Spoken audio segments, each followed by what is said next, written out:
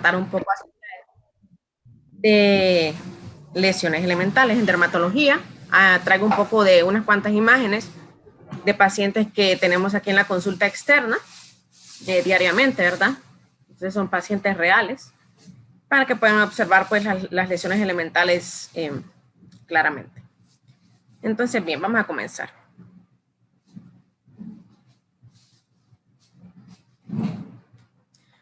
Bueno, para empezar vamos a comenzar hablando de una lesión elemental, que bueno, como dijo Juan Carlos, ¿verdad? Si recordamos la clase en sexto año de dermatología, la primera lesión elemental que se ve es la mácula, ¿verdad? Característicamente la mácula afecta únicamente a las capas superficiales de la piel y únicamente lo que nos va a diferenciar la mácula del resto de la piel va a ser un cambio en la coloración.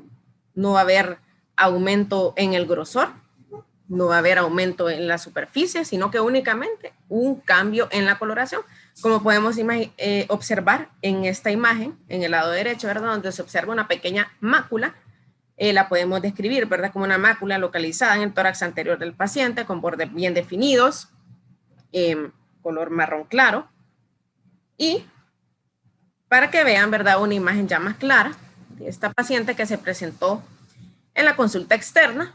Podemos observar que esta paciente no tiene una mácula, sino que varias.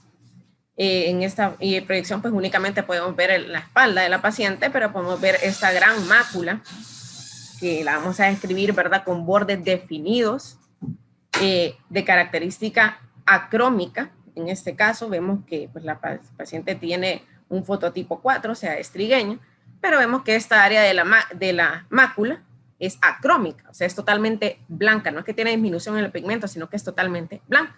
De la misma manera, observamos, ¿verdad?, en la parte superior de la espalda que tiene otras máculas con características similares. Y pues esto, cuando tenemos estos casos así, ¿verdad?, tenemos que, obviamente, pensar en vitiligo, que fue el caso de esta paciente, ¿verdad? Máculas acrómicas, eso es un diagnóstico común de vitiligo. Pueden haber otras patologías que no den máculas también, hipopigmentadas, que podría ser la pitiriasis alba, que es un diagnóstico diferencial frecuente, ¿verdad?, del vitiligo.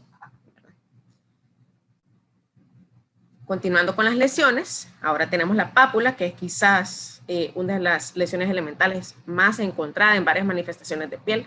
Aquí en la pápula, pues sí vamos a encontrar una lesión que es una lesión sobreelevada sobre el plano normal de la piel.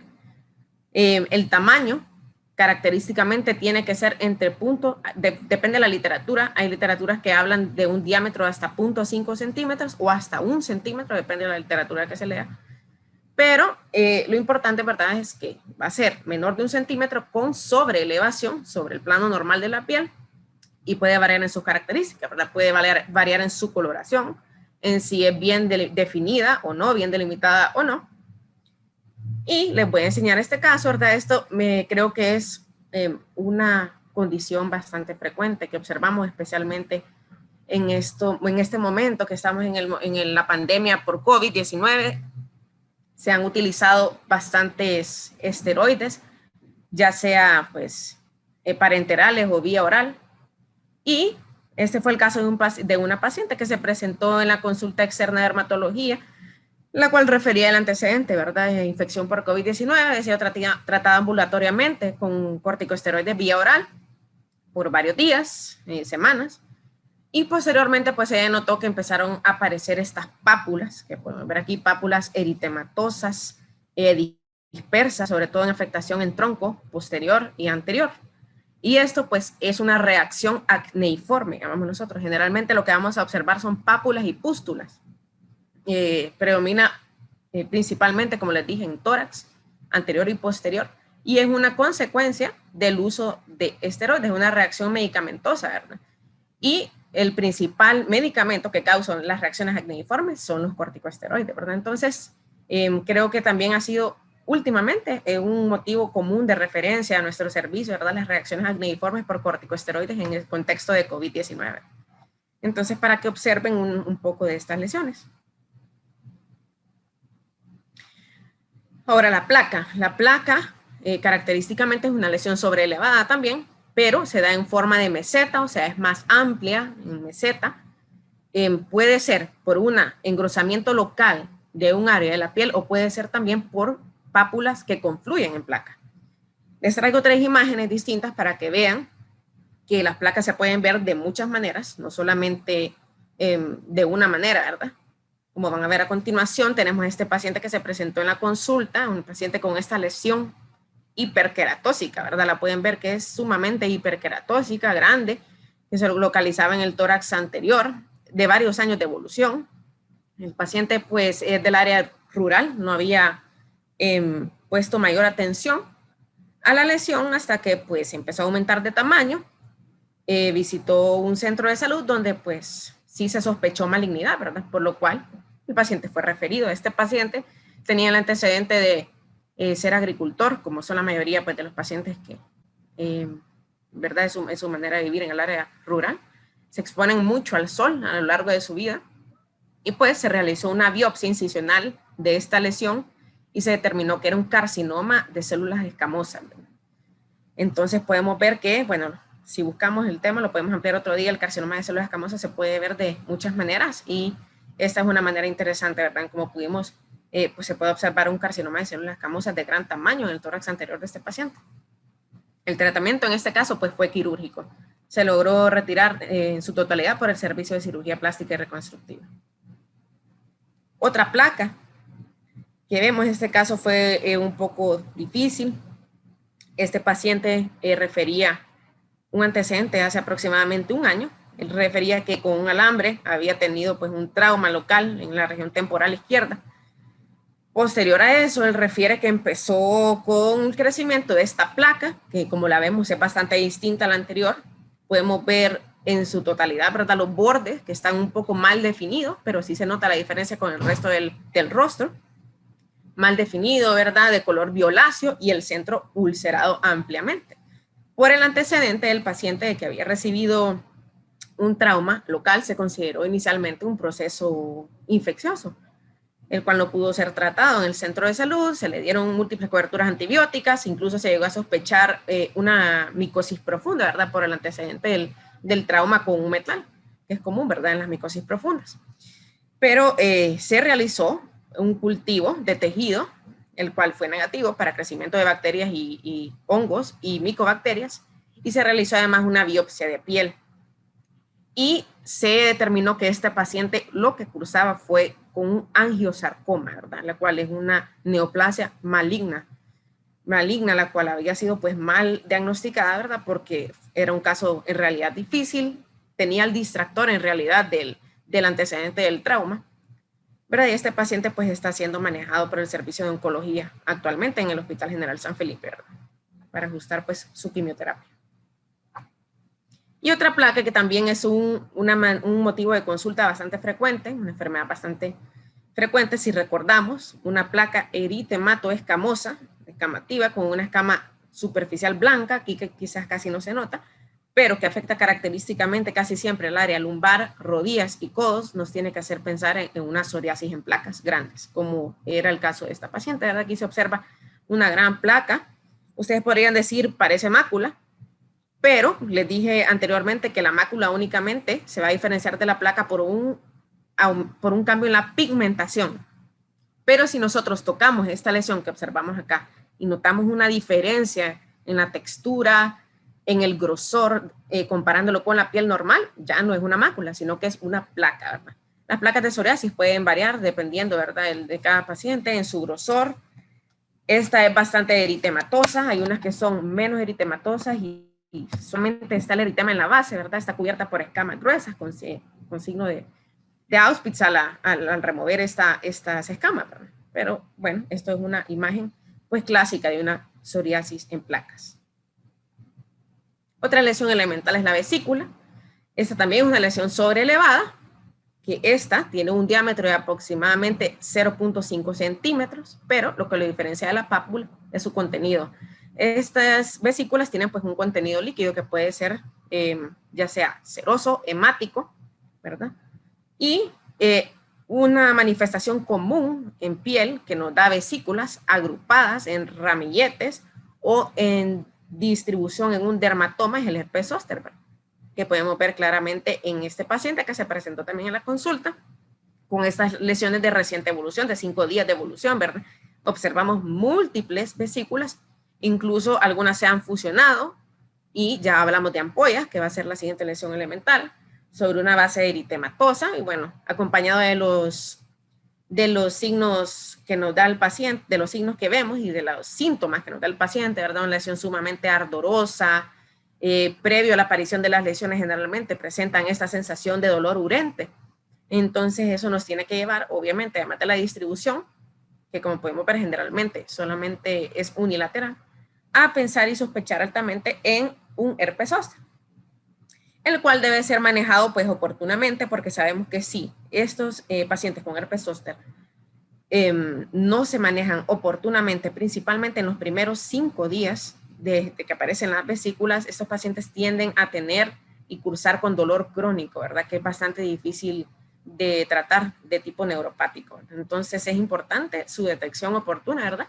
Para así dar pues un buen tratamiento y mejorar la calidad de vida del paciente, ¿verdad? Ya que estos pacientes con neuropatía residual pues tienen bastante afectación en la calidad de vida, porque estas neuropatías suelen durar meses.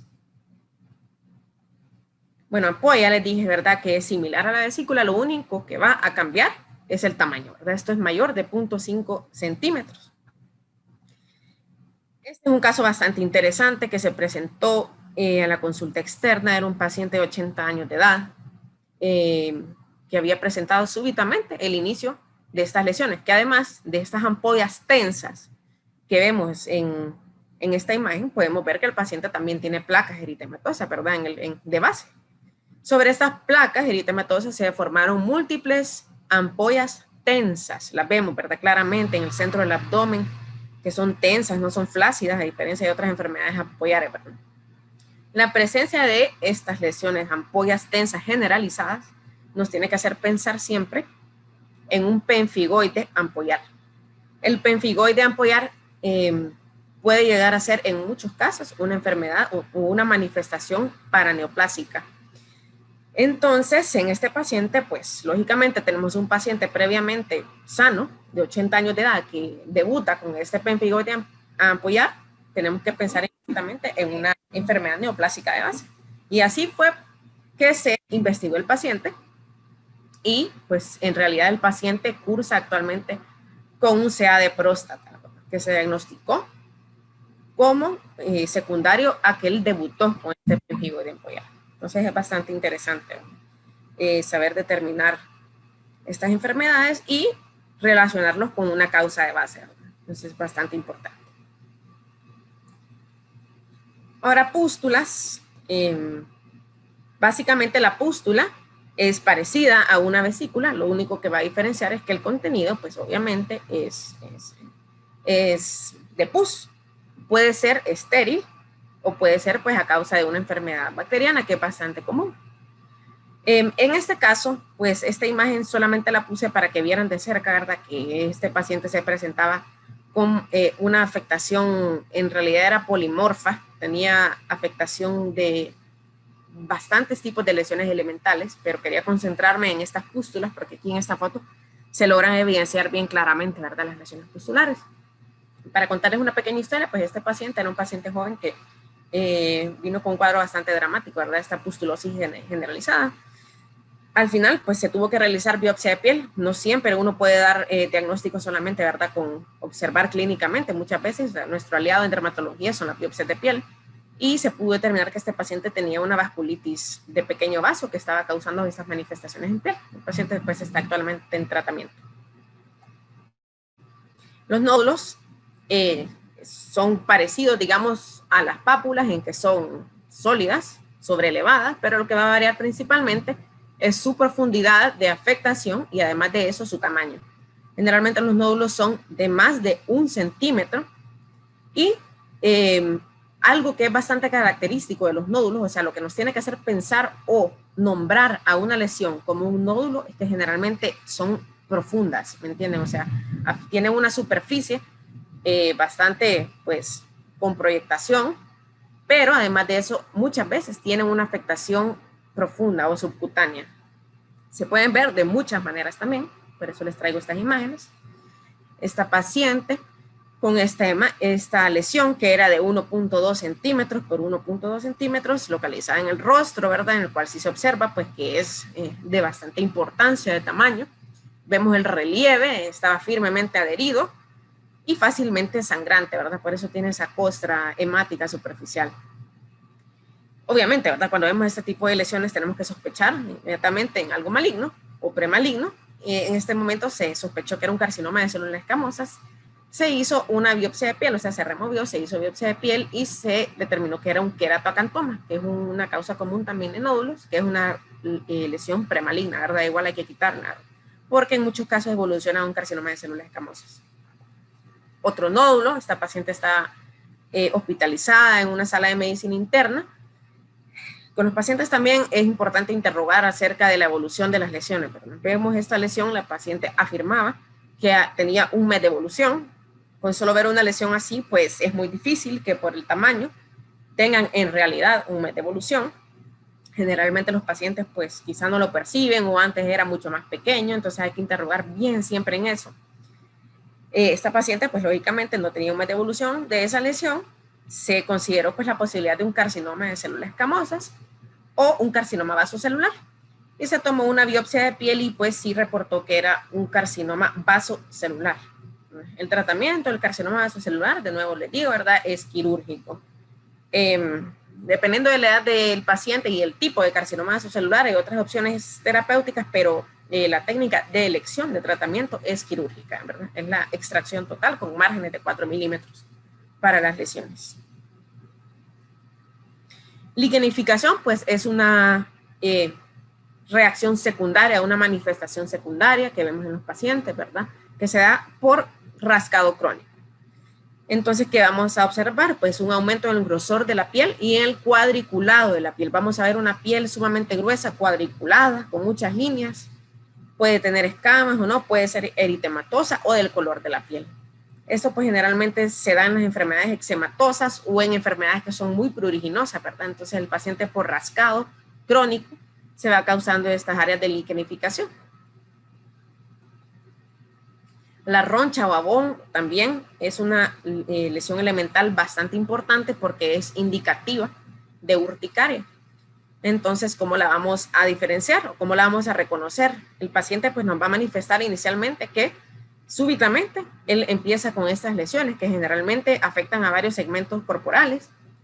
Van a ser sumamente pruriginosas, van a afectar pues la calidad de vida del paciente y característicamente no duran más de un día, ¿verdad? Hay casos excepcionales de otros tipos de urticarias, como urticarias vasculíticas, que esto sí dura más de 24 horas, pero una urticaria común no debería durar más de 24 horas la lesión. Además, pues la vamos a ver así, ¿verdad? A veces pueden ser ligeramente eritematosas, pero la mayoría de veces el eritema es leve, ¿verdad? Solo vamos a ver como estas elevaciones lisas que si las tocamos y las deprimimos, evanecen por el ratito que nosotros les estamos apretando. Y después pues vuelven a subir o elevarse. Y con la historia clínica, ¿verdad? Importantísimo, el prurito. Esto pues es patognomónico de la urticaria, ¿verdad? Causas de urticaria, generalmente en adultos, investigar causas medicamentosas o alergias a alimentos. Entonces hay que interrogar bien a estos pacientes y el tratamiento no son los esteroides. El tratamiento de las urticarias son los antihistamínicos, ¿verdad? No sé antes. Eso es bastante importante porque sí me he fijado que, bueno, creo que tenemos esa costumbre todos, que generalmente en pregrado o generalmente en centros de salud estamos acostumbrados a tratar siempre las urticarias con hidrocortisona, dexametasona, esteroides de depósito, que no es necesario, ¿verdad? A menos que el paciente curse con angioedema o una reacción anafiláctica grave, ¿verdad? Si solo el paciente se manifiesta con estas abones urticarias sin afectación del estado general, más que las ronchas o abones, son los antihistamínicos. Se puede dar hasta 4 veces al día, ¿verdad? La dosis mínima, 1 vez al día o hasta 4 veces al día, mientras se determina el agente causal. Bueno, la verrucosidad, esta es una placa, podríamos decir, pero característica de las verrugas vulgares, porque es sumamente hiperqueratósica y tiene estas proyecciones, ¿verdad? Proyecciones hiperqueratósicas, que esto pues es patognomónico, esta lesión elemental es patognomónica de las verrugas vulgares. Entonces, siempre que veamos esta lesión elemental, tenemos que pensar en una verruga vulgar, ¿verdad? Generalmente estas se dan generalmente en las manos, ¿verdad? Pero se pueden dar en otras partes del cuerpo. Bueno, los quistes, esta lesión, bueno, esta es una mala imagen, ¿verdad? Pues que salía en el libro. ¿Qué nos va a diferenciar de un nódulo? Pues el contenido. A veces es difícil saber, ¿verdad? Si en realidad es un quiste o un nódulo, pero generalmente estas van a ser bien circunscritas, van a ser bien palpables y pues al hacer la excisión, pues se puede determinar que su contenido pues es líquido. Creo que todos hemos visto pues pacientes con quistes. Ahora, otro aspecto importante acerca de cómo describir, ¿verdad? O de tomar en cuenta con las lesiones es la disposición de las lesiones o características de ellas. Entonces traje estas imágenes, ¿verdad? Para que podamos observar que no todas las lesiones pues se ven igual y hay ciertas características que nos permiten pues orientarnos también, ¿verdad? Para el diagnóstico. Tenemos esta lesión, que es una lesión por larva migrans, ¿verdad? En la cual característicamente tiene este trayecto serpiginoso, ¿verdad? Vemos como un camino serpiginoso que recorre, ¿verdad? La larva migrans cutánea. Generalmente esto suele darse en manos o pies. En niños pequeños también se puede dar en el área de las nalgas, ya que los niños pequeños pues pasan sentados sobre tierra, jugando. Entonces generalmente esas son las áreas donde se inocula la larva migrans cutánea. Después la disposición tipo arciforme, podemos ver en la imagen de la derecha, que son como en forma de arco o de árbol, ¿verdad? Como los anillos de los árboles, cuando se cortan.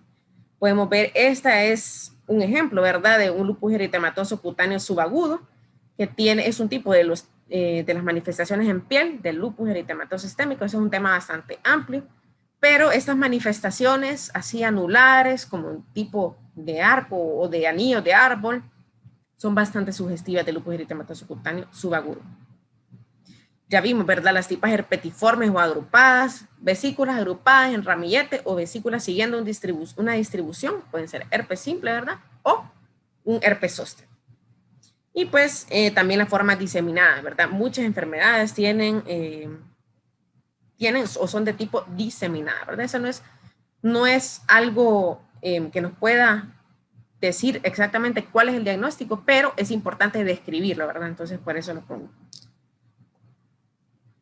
El fenómeno de Koebner también es algo que nos puede ayudar mucho en el diagnóstico de una lesión. Hay pocas enfermedades que tienen el fenómeno de Koebner. Esto quiere decir que los pacientes donde se hacen un traumatismo menor o donde se rascan, podemos ver claramente pues este trayecto lineal que se da por rascado, ¿verdad? Eso es, solo hay 3 enfermedades que pueden tener fenómeno de Koebner. En este caso, observamos, ¿verdad? Que es una psoriasis, vemos de nuevo, ¿verdad? Una psoriasis en gotas, porque hay pápulas eritemato escamosas que siguen un trayecto con el fenómeno de Koebner. Otra patología que tiene fenómeno de Koebner es el vitiligo, también los pacientes donde tienen traumatismo. Por eso podemos ver que generalmente los pacientes en las manos, amas de casa, que lavan mucho, generalmente el vitiligo aparece siempre en los nudillos y en las manos y es bastante difícil de tratar en esas localizaciones. Y el líquen plano. Esas son las 3 enfermedades que tienen un fenómeno de Koebner verdadero. Y hay otras que pueden ser un fenómeno de Koebner aparente, ¿verdad? Como las enfermedades infecciosas, por ejemplo, las verrugas, pueden dar ese fenómeno de Koebner aparente porque se diseminan por contacto. Entonces, si el paciente está tocando constantemente una verruga que tiene en la mano, la puede llevar a que el virus se arrastre y forme también en un trayecto lineal, ¿verdad? Entonces, eso también lo tenemos que tomar en cuenta. Y el signo de Nikolsky, ¿verdad? Que sabemos que es el desprendimiento de la capa superficial de la epidermis, ¿verdad? Por un traumatismo mínimo, o sea, por una presión que normalmente no debería causar un desprendimiento, ¿verdad? No es un traumatismo mayor, sino algo mínimo. Aquí tenemos una imagen de una paciente que se presentó en la consulta externa con lesiones ampollares, diseminadas, y esta imagen pues está bien bonita porque se pudo tomar una buena fotografía del signo de Nikolsky, ¿verdad? Esta era una ampolla que se había roto, pero vemos en la partecita de abajo, en la parte inferior, que solamente se tocó esa parte y pues la capa superficial de la epidermis se extendió o se arrancó más allá de donde estaba la ampolla, ¿verdad? Entonces eso es signo de Nikolsky. Esta paciente tenía todas estas ampollas diseminadas y eso fue un pénfigo vulgar, que es una de las enfermedades que tiene el signo de Nikolsky. Y bueno, el segundo apartado, ¿verdad? Es cómo vamos a tomar las fotografías en dermatología, ¿verdad? Que pues sabemos que es algo pues bastante importante, tenemos que saberlo, tenemos que estandarizarlo para que pues hablemos el mismo idioma y pueda ser de utilidad para el paciente, ¿verdad? Entonces, bueno, lo primero que hay que hacer, ¿verdad? Es siempre que el paciente dé un consentimiento de tomar una fotografía. ¿Por qué? Pues obviamente, ¿verdad? No a todo el mundo le va a gustar que le anden tomando fotos, no sabemos qué van a hacer con esas fotos. Por lo tanto, tenemos que explicar al paciente la razón por la cual se tomarán las fotografías, decirle, ¿verdad? Esta foto, señora, se la estoy tomando porque esta foto la vamos a interconsultar con el servicio de dermatología, estas fotos, la privacidad sobre las fotografías, estas fotos solamente van a ser utilizadas para fines, pues, de tratamiento y diagnóstico y nada más, ¿verdad? Porque por lógica, ¿verdad? Sabemos que hay dermatosis que son generalizadas, requieren que tomemos fotos del cuerpo y es necesario, ¿verdad? Incluso a veces firmar un consentimiento de que se están tomando las fotografías y que son estrictamente para fines académicos y de diagnóstico y tratamiento. Segundo, pues lo ideal, obviamente, es tomar fotografías de alta definición.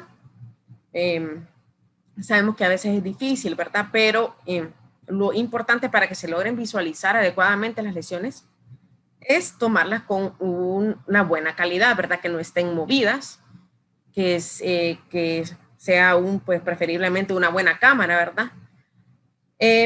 Para poder, pues así, poder visualizar adecuadamente la lesión elemental, porque sabemos, ¿verdad? A veces, bueno, es común que pase, a veces nos escriben de otros servicios o amigos, ¿verdad? Conocidos, nos mandan unas fotos que en realidad ni se logra visualizar, ¿verdad? Solo se ve de lejos, a 2 metros de distancia el paciente, las imágenes no se pueden ver bien y así es bastante difícil, pues, poder dar una orientación diagnóstica. Algo bastante importante también es utilizar un fondo adecuado. Cuando intentemos tomar fotografías, hay que intentar ponerles un fondo de un solo color. Generalmente para evitar distracciones o distorsión, ¿verdad? Porque sabemos que algunos aparatos, algunas cámaras de celular, a veces enfocan quizás el entorno en vez de enfocar la lesión que estamos queriendo enfocar, ¿verdad? Porque tienen patrones distintos. Bueno, entonces nosotros utilizamos un fondo de un solo color. Aquí están algunas imágenes, ¿verdad? Nosotros usamos, en dermatología generalmente se usan campos azul oscuro, que es el que usamos pues hasta incluso para las diapositivas, como pueden ver. Y el fondo que tenemos, ¿verdad? Un material de tela azul.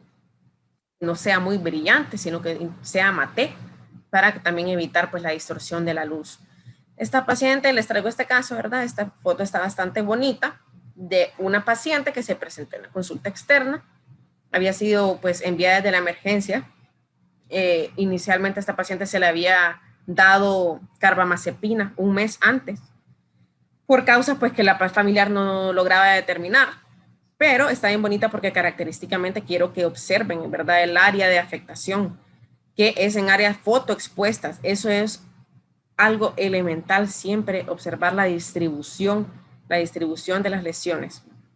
Vemos que el área donde lo cubre la ropa está mucho menos afectada, ¿verdad? Incluso hay áreas que no están afectadas. Y vemos el área pues del pecho y de los brazos, que es donde la paciente pues le daba, pues, recibía pues el ultravioleta, está sumamente afectada. Además de eso, esta paciente pues se ve así tan dramática porque los pacientes tienden a automedicarse, ¿verdad? Entonces estamos hablando de una piel que está dañada y sobre esa piel empiezan a colocar aguas, quina, sábila, piñón, muchos remedios que la gente utiliza. Pues esa piel que está dañada, pues es una entrada para que se irrite más. Entonces, generalmente por eso cuando vemos estos casos así tan dramáticos, tan exageradamente fisurados y con descamación tan intensa, hay que siempre sospechar de una autoexematización, o sea que el paciente ha colocado algo sobre la piel dañada y que ha aumentado el eczema local. Pues esta paciente, cuando tenemos estos casos así tan severos, sí se recomienda dar un periodo corto de antiinflamatorios sistémicos de tipo corticosteroide.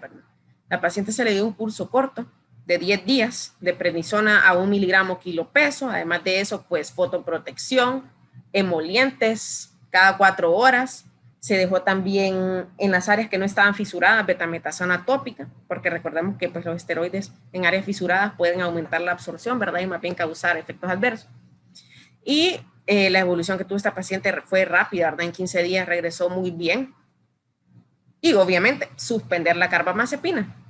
Esta reacción fototóxica fue por carbamazepina, ¿verdad? Que pueden buscar, ¿verdad? Artículos. La carbamazepina es uno de los principales medicamentos causantes de reacciones fototóxicas. Eso, la carbamazepina, otros anticonvulsivantes, algunos antibióticos, sobre todo las tetraciclinas, son los más causantes de reacciones fototóxicas. Entonces, a estos pacientes siempre hay que darles una orden, ¿verdad? No puede volver a consumir el medicamento que le dio esta reacción fototóxica.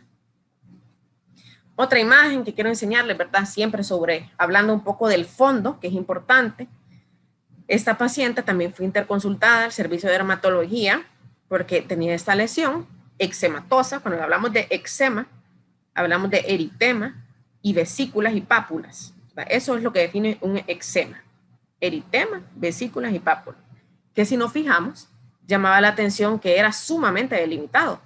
Eso siempre hay que fijarse también, cómo está el resto de la piel.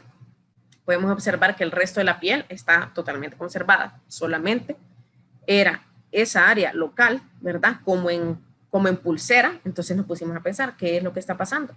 Y casualmente ahí era donde le habían colocado a la paciente una banda, que ahora lo hacen para poder identificar a los pacientes aquí en el hospital escuela, que es como de plástico.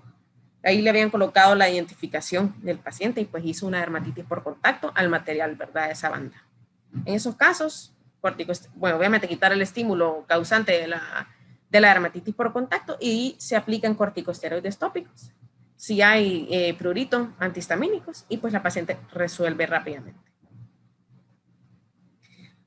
Otro caso importante que aprovecho, ¿verdad? En esta charla para hablar, otro paciente referido.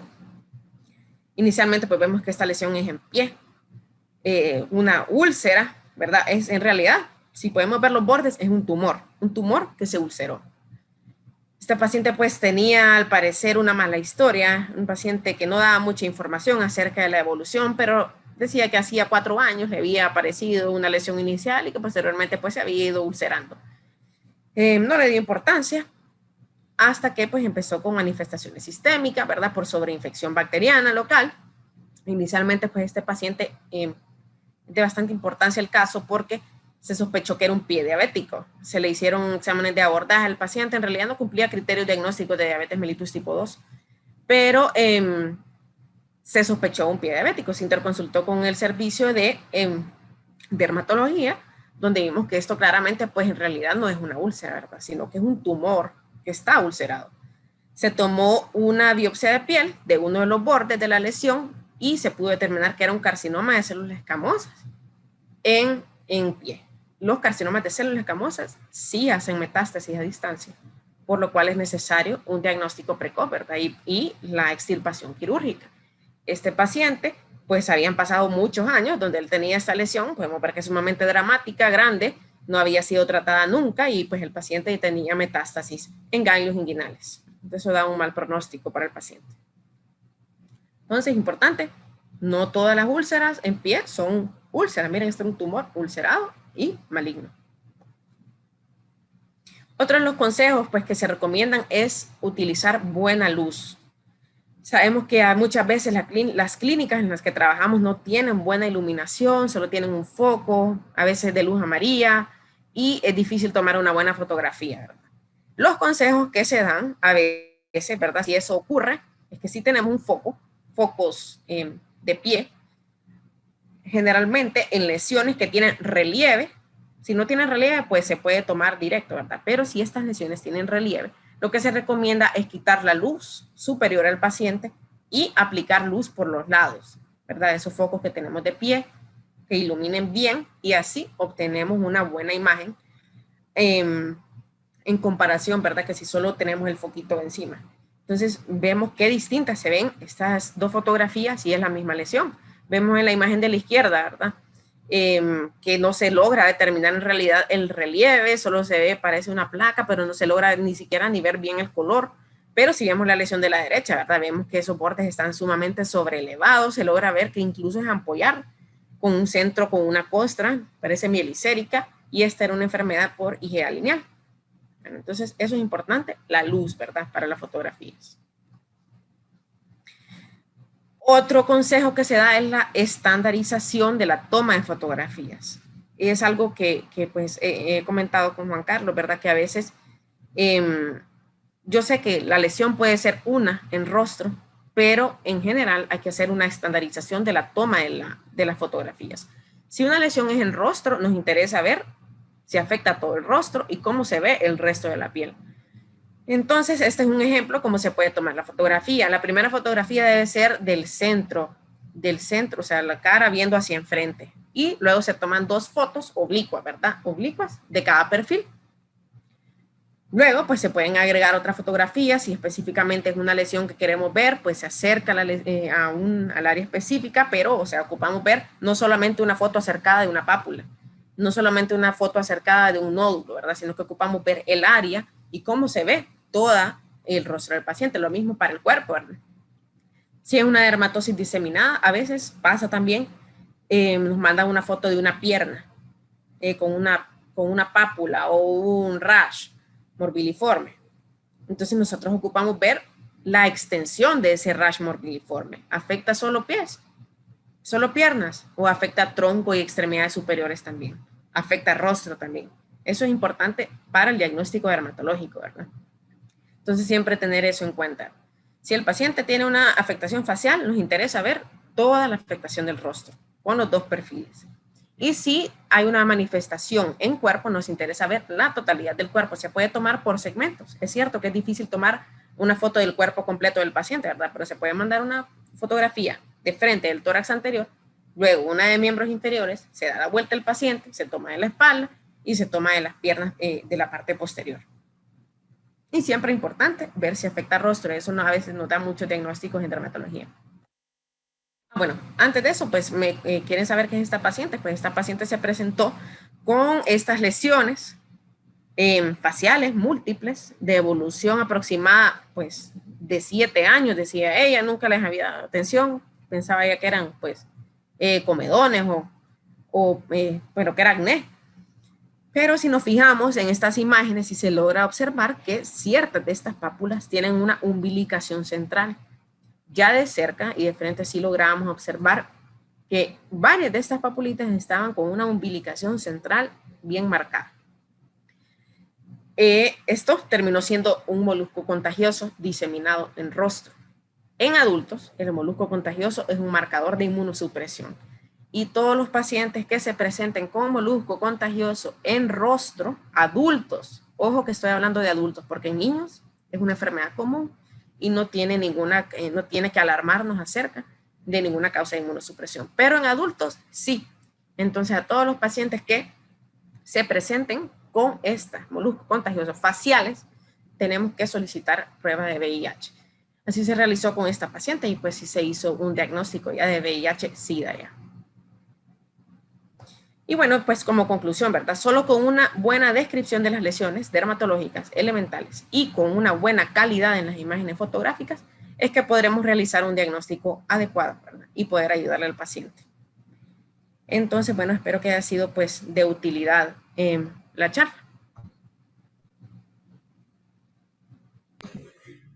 Sin lugar a duda, Marta, creo que ha sido una clase magistral, una capacitación realmente que sí cumple con las expectativas, ya que como mencionaba al principio, es una a diario, pues lo miramos, y también muchas veces se hace un mal diagnóstico, se hace un mal manejo, y los pacientes muchas veces suelen complicar, y también tomar en cuenta también que se les ha dado, Marta, incluso a Comayagua se les incluyó dermatoscopio dentro del equipo biomédico, y los demás departamentos pues sí se incluyó un teléfono de buena gama para este tema de la fotografía. La verdad que nosotros hemos hecho hincapié varias veces en qué tan importante es servicios como dermatología, la captura de la imagen. Y recientemente, pues, sí, recientemente estábamos también en un congreso, la verdad, de teledermatología de Colombia, que es uno de los servicios más solicitados ahorita en la pandemia. La verdad que a nivel mundial, desde que existe la telemedicina, la teledermatología es uno de los servicios más solicitados y ahora con la pandemia, pues esto se hizo más exponencial. Entonces, ellos mostraban, por ejemplo, la diferencia de tomar hacer una teleconsulta con imágenes, con un dermatoscopio convencional y con un teléfono de alta gama. Y ellos mostraban que no variaba tanto, realmente lo que variaba era la calidad o la forma en cómo se tomaba esa imagen. Y la verdad, pues ellos tenían muy buenos resultados con teléfonos de gama buena, pues porque sí se debe tener un teléfono de buena gama. Y pues a través de eso tomar una buena captura de las imágenes. Así que la verdad que en dermatología, como todos sabemos que somos personal médico, hay muchos diagnósticos diferenciales. Entonces, yo siempre les he hecho hincapié realmente cada vez que hacemos capacitaciones, el médico especialista no es mago, pues el médico especialista tiene que tener sus antecedentes de la patología de la paciente, como lo explicaba la doctora Marta, y además de eso, tener muy buena captura de imagen, que eso implicaba todo lo que explicó Marta. Así que realmente felicitarte, Marta, realmente excelente capacitación. Varias personas nos han mencionado aquí que excelente capacitación, gracias. Y la doctora Tinoco, de Gracias a Dios, nos pregunta si pueden hacer consulta. Claro que sí. Marta realmente ha contestado varias consultas, yo creo, de dermatología.